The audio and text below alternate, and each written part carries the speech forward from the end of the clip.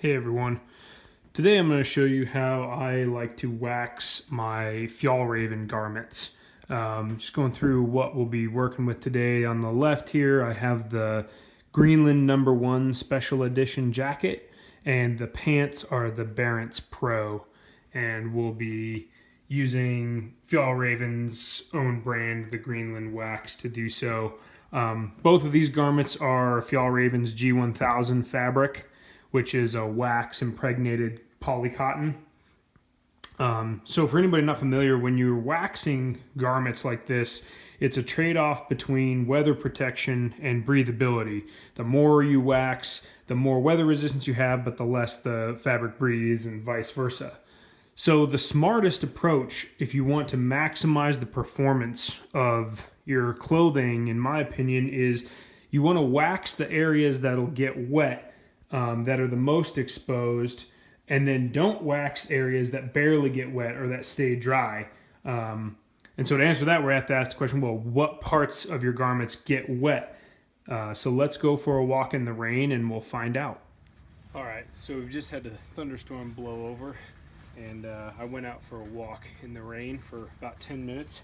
So let's take a look now at where I got wet. You can see down the front side, and my arms definitely took some rain. Obviously my shoulders and the whole hood area, and my back as well, back, shoulders. But you can also see on the upper part, I'm pretty much completely dry on the underside of my arms, and down the sides of my torso is where my arms were hanging at my side.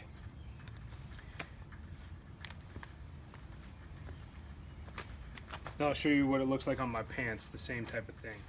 Okay, then as far as the pants, they're starting to dry a bit, so my thighs were wetter than they look here, but my kind of the tops of my thighs, down the front here, on the front of my legs, and then on the back, from like the knee down, quite wet, but as you can see also almost completely dry on the back of my thighs and up around my butt, and also dry like the top couple inches around where the jacket was hanging down over.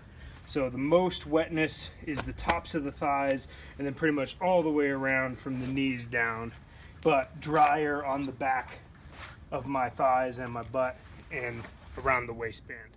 All right, so based on that, the parts of the clothing that really see the brunt of the weather, what I'm gonna do is I like to actually like to do a double coat of wax on the shoulders and the hood of the jacket, just because those are the most exposed areas that take the most direct rainfall.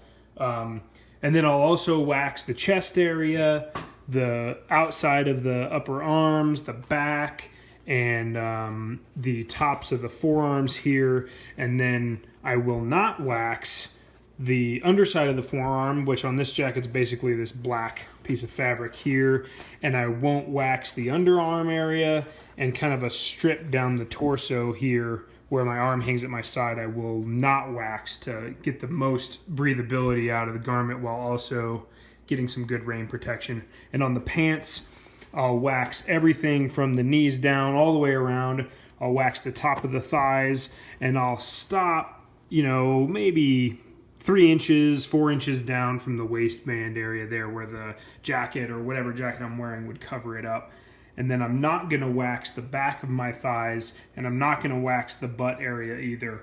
Now, you might want to wax the butt area if you plan on sitting down on wet logs and wet ground. It might give you a little bit of insurance, but from experience I can tell you that no amount of wax will allow you to just sit on wet ground or a wet log or something and stay dry.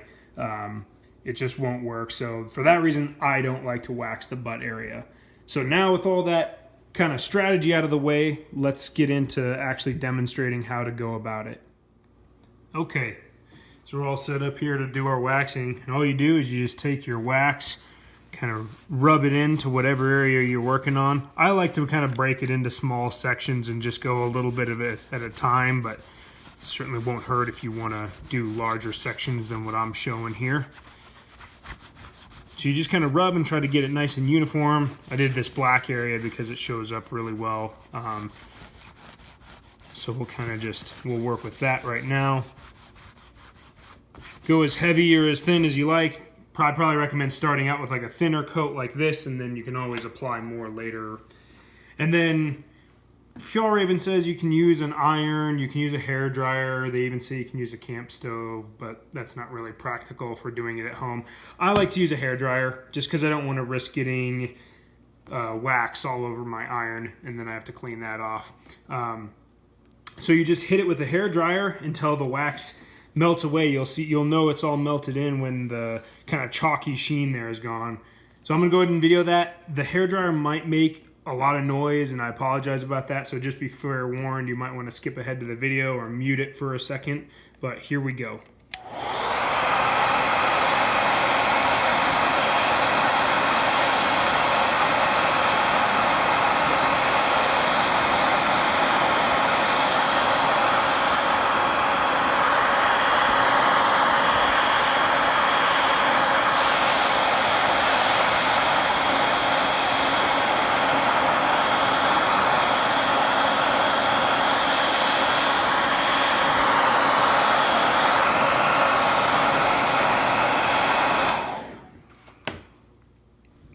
There you go. Obviously, I'll be really thorough everywhere else, but for the purposes of the video, you guys get the idea now. Has a real nice scent to it when you do that. And then, yeah, you just keep working your way across the garment and keep going until you've hit all the areas you intend to. So that's that. I hope this video has been helpful, and let me know if anybody has any questions. Thank you very much for watching. Cheers.